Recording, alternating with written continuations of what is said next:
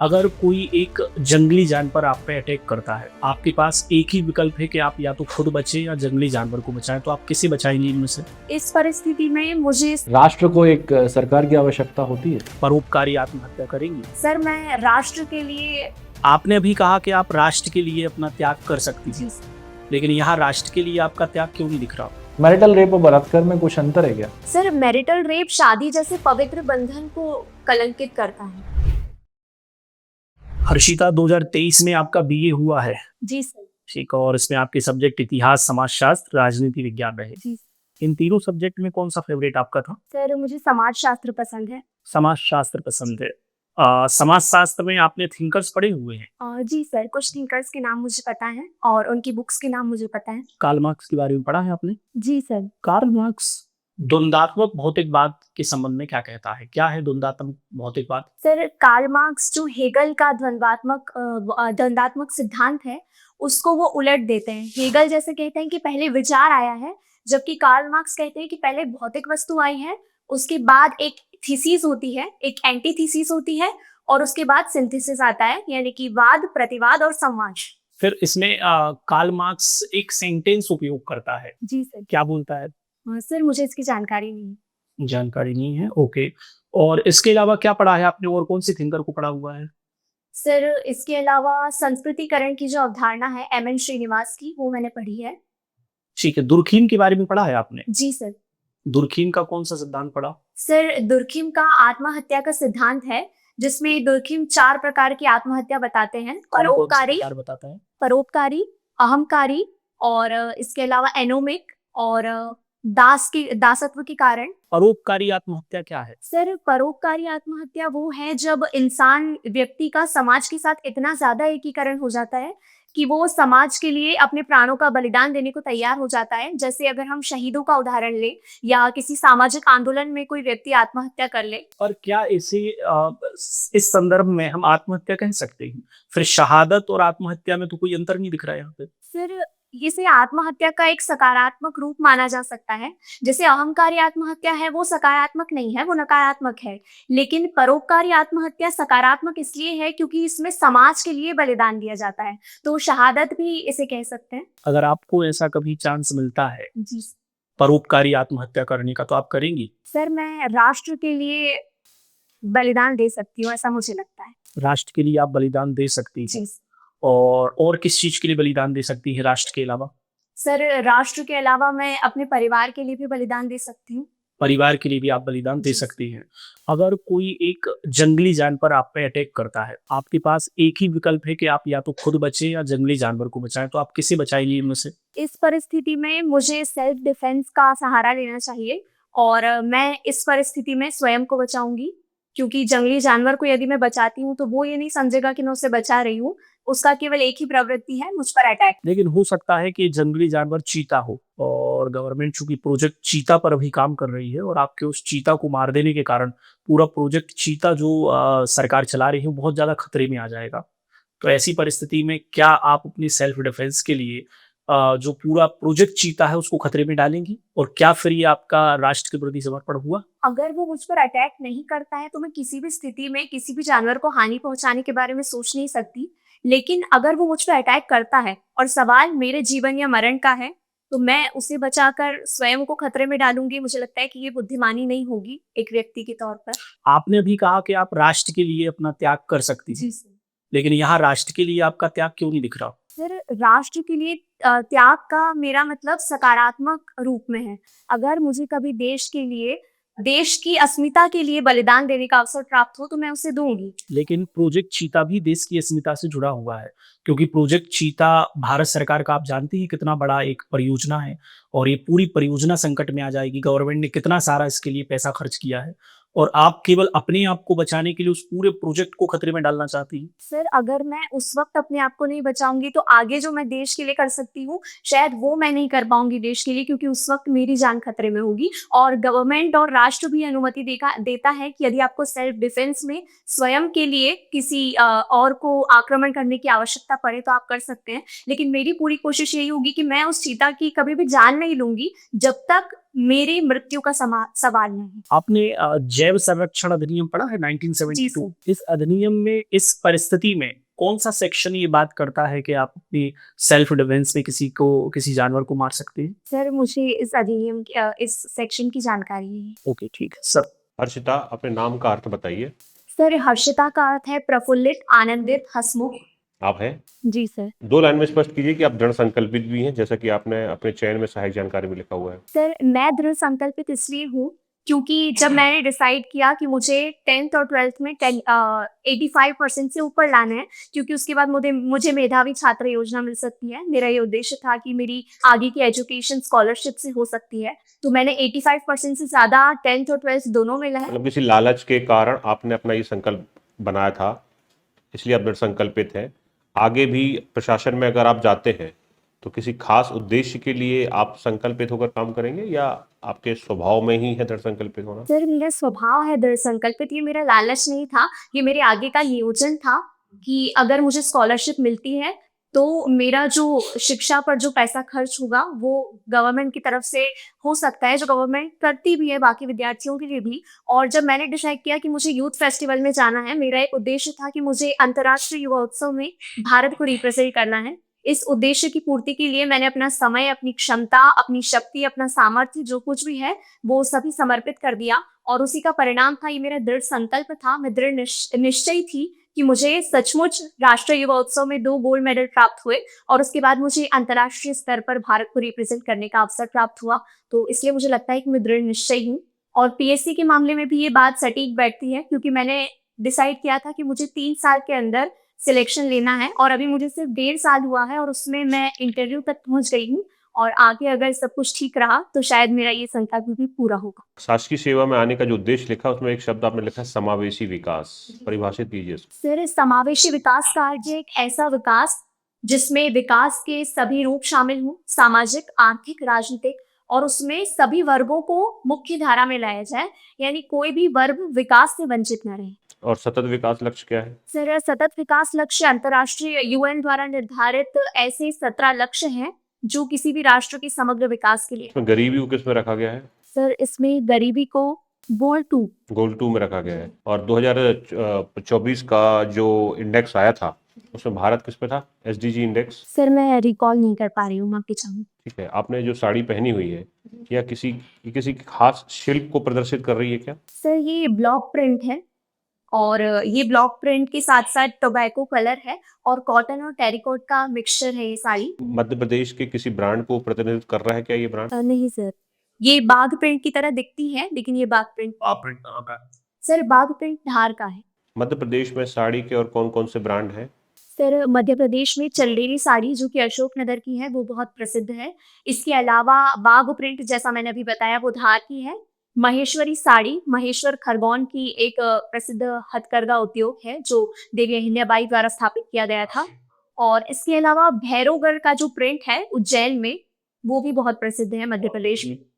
Sir मुझे इन 4 की जानकारी। इंदौर का नाम इंदौर कैसे पड़ा? सर इंदौर का नाम इंद्रेश्वर मंदिर के नाम पर पड़ा है, जो उस वक्त शहर के बीचों बीच स्थित था, और इंद्रेश्वर मंदिर के कारण पहले इंदौर को इंद्रेश्वर कहा जाता था, जिसे बाद में इंदूर किया गया, और इंदूर के बाद में इसे होलकर राजवंश की बात इंदौर कहा जाने लगा। कालिदास के 4 ग्रंथों के नाम बताएं। सर कालिदास का पहला नाटक है अभिज्ञान शाकुंतलम, इसके अलावा विक्रमोर्वशीयम, एक ऋतु संहार, एक कुमार संभव। सबसे पहले मुझे ये समझाइए कि जो भारत है यहाँ पर अलग अलग भाषाएं बोलने वाले लोग हैं, इस आधार पर भिन्नता है, कहीं ना कहीं अलग अलग धर्मों को मानने वाले लोग हैं, खान पान भी अलग है, रहन सहन भी अलग है, तो हम राष्ट्र किस आधार पर हैं?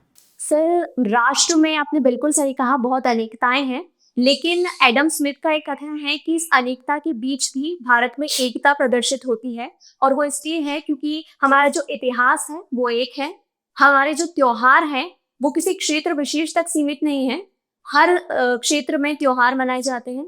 इसके अलावा इतिहास में कई सारे ऐसे शासक हुए हैं जिन्होंने राष्ट्रीय एकता स्थापित की। हमारी नागरिकता एक है, हमारा संविधान एक है, हमारा राष्ट्रीय ध्वज एक है, हमारा राष्ट्रगान एक है, हमारा राष्ट्रीय गीत एक है, तो ये हमें एकता के सूत्र में बांधते हैं। इन आधारों पर हम एक हैं। जी सर। वह कौन से मूल्य हैं जो हमें राष्ट्र बनाते हैं? सर, राष्ट्र का अर्थ है एक ऐसा क्षेत्र जहाँ के नागरिक आपसी बंधुत्व की भावना से जुड़े हुए हों, उनमें राष्ट्रवाद की भावना हो और वहाँ वो राष्ट्र संप्रभु हो। ये राष्ट्र की भावना, राष्ट्र की परिभाषा है। तो हमारा देश जो है वहाँ लोग भी पाए जाते हैं, एक निश्चित भौगोलिक क्षेत्र भी है, एक सरकार भी है और संप्रभुता भी है।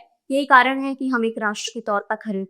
राष्ट्र को एक सरकार की आवश्यकता होती है। जी सर। क्या राष्ट्र की भावना सीमाओं पर निर्मित है? तो फिर राष्ट्र और देश में अंतर क्या है फिर? सर, देश और राष्ट्र एक ही है, लेकिन राष्ट्र और राज्य अलग। मान लीजिए कोई भी एक बड़ी जनसंख्या है, वो कल्चर के आधार पर, संस्कृति के आधार पर अगर एक दूसरे से जुड़े हैं तो वो भी अपने आप को एक राष्ट्र की भावना से जोड़ पाते हैं। तो इस प्रोसेस में क्या सीमाएं अगर खींच दें हम, जैसे उदाहरण के लिए अफगान लोग कुछ पाकिस्तान में रहते हैं, कुछ अफगानिस्तान में रहते हैं, तो जो पूरी अफगान संस्कृति है वहाँ पर, है ना, और उससे कहीं ना कहीं पाकिस्तान में रहने वाले अफगानीज भी पाकिस्तान में रहने वाले लोग भी एसोसिएट करते हैं और अफगानिस्तान में रहने वाले भी। तो क्या वहाँ पर एक राष्ट्र है? सर, इसे राष्ट्र इसलिए नहीं कहा जा सकता क्योंकि ये उनकी संस्कृति है। जैसे बंगाली, पश्चिम बंगाल के बंगाली और बांग्लादेश के बंगाली भी एक समान साझा संस्कृति साझा करते हैं, लेकिन इसका ये अर्थ नहीं कि वो एक राष्ट्र है, क्योंकि राष्ट्र की जो मूल अवधारणा है वो इस पर आधारित है कि एक निश्चित भौगोलिक क्षेत्र हो, राष्ट्रवाद की भावना हो, इनमें जो राष्ट्र और देश में कोई अंतर नहीं होता? नहीं सर, राष्ट्र और देश में अंतर नहीं है। कोई भी अंतर? राज्य और राष्ट्र में जरूर अंतर होता है, क्योंकि राज्य एक संस्था है और राष्ट्र अपने आप में स्वयंभू। ठीक है हर्षिता, सेकंड क्वेश्चन मेरा ये है, ये मुझे बताइए, स्त्री, नारी, महिला, औरत, ये जो शब्दों का उपयोग किया जाता है, ये सब पर्यायवाची शब्द हैं कि इसमें कुछ अंतर है? सर, है तो सभी पर्यायवाची, लेकिन अलग अलग संदर्भों में इसका प्रयोग किया जा सकता है। जैसे नारी शब्द का अर्थ हम अक्सर नारीवाद की अवधारणा के कारण लेते हैं, नारी। औरत शब्द जो है वो एक शारीरिक शारीरिक संदर्भ में उसे लिया जा सकता है। स्त्री जो है वो शुद्ध हिंदी का शब्द है, और लेकिन है ये सभी फीमेल के पर्यायवाची। इनमें से कोई मान लीजिए 8 साल की बच्ची है, उसके लिए इन चारों में से क्या शब्द का इस्तेमाल होना चाहिए? सर, 8 साल की बच्ची के लिए बालिका का इस्तेमाल किया जा सकता है। इन चारों में से किसी भी शब्द का इस्तेमाल नहीं कर सकते? सर, 4 शब्द कौन से हैं क्या? स्त्री, महिला, औरत, नारी। 8 साल की बच्ची के लिए स्त्री शब्द का इस्तेमाल किया जा सकता है, चारों शब्द का इस्तेमाल किया जा सकता है, क्योंकि है तो वो फीमेल ही। इसके लिए सही शब्द बालिका चारों शब्द का कह सकते हैं, औरत शब्द का इस्तेमाल कर सकते हैं। जी सही। कोई इसमें कहीं पर भी कोई दिक्कत नहीं है? सर, औरत शब्द मुझे थोड़ा सही नहीं लगता क्यों है, नहीं लग रहा आपको सही है शब्द? क्योंकि इस शब्द का उपयोग हम ऐसे सार्वजनिक तौर पर नहीं करते। हम किसी औरत नहीं कहते हैं, हम अक्सर स्त्री शब्द का इस्तेमाल करते हैं सम्मान के लिए। शब्द चारों एक ही है, लेकिन सम्मान दर्शाने के लिए अक्सर स्त्री शब्द का इस्तेमाल। औरत शब्द कम सम्मानजनक है? जी किन कारणों से? सर, औरत सार्वजनिक रूप से इस तरह मान्यता प्राप्त नहीं है। अगर हम किसी को औरत कहें तो मुझे लगता है कि वो स्त्री की तुलना में थोड़ा सा कम करेंगे। मेरा आखिरी प्रश्न आपसे ये है, क्या इस देश में मैरिटल रेप की सजा होनी चाहिए? जी सर, बिल्कुल। अभी ऐसे कोई प्रावधान है मैरिटल रेप को लेकर? सर, अभी जो घरेलू हिंसा संरक्षण अधिनियम है उसमें मैरिटल रेप को परिभाषित नहीं किया गया है, लेकिन यौन उत्पीड़न में वो रेप भी शामिल है जो विवाह के बाद किए जाते हैं। तो इसीलिए इसके लिए ऑलरेडी प्रावधान है, लेकिन अलग से मैरिटल रेप को परिभाषित अभी तक नहीं किया। यहाँ पर अक्सर ये आवाज उठती है कि यहाँ पर इसे परिभाषित किया जाना चाहिए और इसके लिए अलग से कानून आने चाहिए।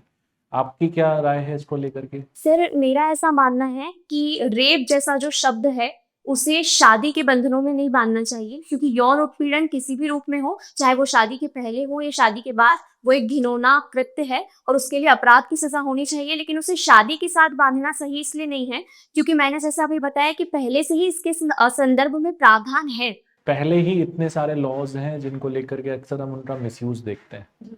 तो शादी के बाद एक चिंता ये भी जताई जाती है कि किसी भी तरीके का अगर शारीरिक संबंध बनाया जा रहा है तो उसे जोर जबरदस्ती का नाम देकर के इसका मिसयूज और ज़्यादा बढ़ जाएगा। इसको लेकर के चिंताएं जताई जाती हैं। क्या कहना है आपका इस पे? सर, मुझे ऐसा लगता है कि जो भी हमारे कानून हैं उन्हें जेंडर न्यूट्रल होना चाहिए, किसी भी जेंडर के प्रति बायस नहीं होना चाहिए। ये हमारी स्वयं की नैतिकता है, क्योंकि शादी स्वयं एक कंसेंट है फिजिकल रिलेशन के लिए, लेकिन इसमें अगर जोर जबरदस्ती होती है तो वो अपराध की श्रेणी में आएगी। लेकिन उसे मैरिटल रेप नहीं कहा जाना चाहिए, वो यौन उत्पीड़न है, वो बलात्कार है और वो बलात्कार ही रहना चाहिए। उसे मैरिटल रेप नहीं कहा जाना चाहिए, उसे यौन उत्पीड़न कहा जाना चाहिए, वो बलात्कार है। मैरिटल रेप और बलात्कार में कुछ अंतर है क्या? सर मैरिटल रेप शादी जैसे पवित्र बंधन को कलंकित करता है और मुझे ऐसा लगता है कि शादी अपने आप में क्योंकि कहीं- शादी के बाद जो वाइफ है उसके साथ ये हो रहा है, ये सब जो फोर्सफुली, इसलिए तो उसे मैरिटल रेप कहा जा रहा है। सर जब ये होता है तब वो एक वाइफ नहीं है, वो एक स्त्री है और उसके साथ किसी भी अगर शादी के पहले भी हो शादी के बाद भी वो यौन उत्पीड़न तो यौन आपको लगता है कि आप इनफ रेशनल हैं, आप बहुत रेशनल हैं या फिलोसॉफिकल हैं या इमोशनल हैं? सर मैं फिलोसॉफिकल हूँ। आप फिलोसॉफिकल ज्यादा हैं जी सर। और रेशनैलिटी थोड़ी सी आप में कम नजर आ रही है मुझे, या मेरी ऑब्जर्वेशन गलत है यहाँ पे? सर हो सकता है आप सही हो, लेकिन मैं जितना खुद को समझ पाई हूँ मुझ में तीनों तत्व थोड़े थोड़े हैं, लेकिन अगर तीनों में सबसे ज्यादा देखा जाए तो मैं दार्शनिक के तौर पर देखती हूँ, क्योंकि कई बार मेरी बातें थोड़ी आदर्शवादी होती है, रैशनल थोड़ी, पर मैं कोशिश करूंगी कि इन तीनों का संतुलन हो सके। ठीक है Harshita, thank you very much. Thank you, sir। Okay, आप जा सकती हैं हर्षिता। हर्षिता इसके पहले दिया है इंटरव्यू? नहीं सर, मॉक दिया है। इम्प्रेसिव तो है, बहुत ज़्यादा इम्प्रेसिव मुझे लगा, कई सारी चीज़ें, आपकी बात रखने का तरीका, आपका कॉन्फिडेंट बहुत अच्छा लगा, आपने बहुत अच्छे से अपनी बातें रखी, पर सुधार की ज़रूरत है। एक तो सुधार की ज़रूरत है कि आप जब प्रश्न के उत्तर देती हैं, तो उत्तर कई बार बहुत लेंथी हो जाता है, तो वो ऐसा लगता है जैसे आप मंच को संचालित कर रही हैं। आपकी यहाँ पे लिखा ना, हॉबी लिखा मंच संचालन, तो वो इंटरव्यू ही लगे, वो मंच संचालन ना लगे। थोड़ा-सा इसमें सुधार करें, बहुत लेंथी उत्तर ना दें। उत्तर देने का तरीका सही है, पर लेंथी जाते हो, तो फिर वो लगने लगता है जैसे आप मंच का संचालन कर रही हैं वहाँ पे, है ना? और हर प्रश्न का उत्तर देना भी ज़रूरी नहीं है। जैसे सर ने औरत, महिला, नारी में वहाँ पे आपसे कुछ सवाल किए, वहाँ आपके उत्तर तार्किक नहीं आ रहे थे, ठीक है? वहाँ पे आप उत्तर जो आपके मन में आ रहा था, आप दे रही थी, पर वो उत्तर तार्किक नहीं थे। बेहतर होता है ऐसी कंडीशन में कि हम मना कर दें कि सर मुझे अभी इसकी जानकारी नहीं है, मैं जानने का प्रयास सर ने पूछा 8 साल की बालिका के लिए आप चारों शब्द इस्तेमाल कर सकते हैं, आपने बोला हाँ। औरत भी कर सकते हैं, आपने बोला हाँ। फिर आपने बोला कि नहीं, मुझे कोई औरत बोलेगा तो मुझे बुरा लगेगा। फिर ये कैसे? तो अलग अलग हो रही नहीं चीजें ये। हाँ, तो थोड़ा सा सोच समझ के आंसर देना है हमें। शुरू में मैंने जो आपसे सवाल किया था, वो अगर कोई चीता आप पे अटैक किया करे, वहां पे आपका आंसर बिल्कुल मुझे तार्किक लगा, अच्छा लगा आंसर, वहां पे कोई दिक्कत नहीं थी। पर थोड़ा सा सर के प्रश्नों में मुझे आप फंसते हुए थोड़े से नजर आए। तो कोशिश करें अनावश्यक चीजों से बचें, अदरवाइज आपको इंटरव्यू में बहुत अच्छे नंबर मिलने की संभावना है। मेंस कैसे गए? मेल सर अच्छा गया, अच्छा गया था, कोई ऐसी गड़बड़ तो नहीं हुई मेंस में? अच्छा गया था, पर अभी मुझे आइडिया नहीं है कि किस तरफ। फिर भी एक अंदाजा होगा ना कि हमारा मेंस अच्छा गया है ना? हाँ सर, ठीक है, किस कैटेगरी से आते हैं आप? अनरिजर्व्ड। अनरिजर्व से, तो ईडब्ल्यूएस से। नहीं सर। अच्छा, फिर भी आपको बहुत अच्छे नंबर मिलने की पूरी संभावना है। बस थोड़ा-सा अनावश्यक चीज़ों से बचना, प्रेज़ेंटेशन, कॉन्फिडेंट बहुत अच्छा है आपका, है ना? तो नंबर आपको अच्छे मिलेंगे। बस ऑल द बेस्ट, थोड़े से सुधार करो। जी हाँ, साड़ी का जो मैंने आपसे पूछा था, आपने 2-3 नाम तो बताया, आपने वारासिवनी की साड़ी के बारे में नहीं बताया, बालाघाट में, है ना? उसको जीआई टैग मिला हुआ है, ध्यान रखेंगे उसका। ठीक है, चलिए, ओके, ऑल द बेस्ट। बाकी भावनात्मक हो जा रही हैं आप थोड़े से, हाँ, अपनी हो बात रही हैं। रखते हुए।